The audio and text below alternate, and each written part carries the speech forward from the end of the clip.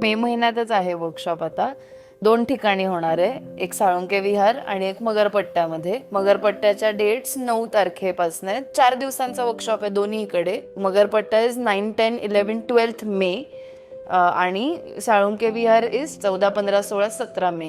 तो हे 4 दिवस दोन्ही ग्रुप्सचे, जे आपण एज कॅटेगरी म्हटलोय, चिल्ड्रन्स आणि टीन्स, ह्यांचे सेपरेट एज कॅटेगरीज आहेत. त्यांच्यामध्ये चिल्ड्रन बरोबर वेगळं काम होणार आहे, टीनेजर्स बरोबर वेगळ्या पद्धतीने काम होणार आहे. प्रत्येकाचं 2-2 तास आहे या 4 दिवसात. राईट. मग जे आता आपली ऑडियन्स बघणार आहे एपिसोड, त्यामधली आसपास राहणारी ऑडियन्स इंटरेस्टेड आहे ती पण येऊ शकते का? Definitely it is open to all. असं काहीच नाही की तुम्ही प्रोफेशनल आर्टिस्ट असायला पाहिजेत. प्रत्येकामध्ये काही ना काहीतरी कला असते. कोणी चांगलं बोलू शकतो, कोणी लिहू शकतो, कोणी गाऊ शकतो, काही ना काहीतरी सगळ्यात असतं.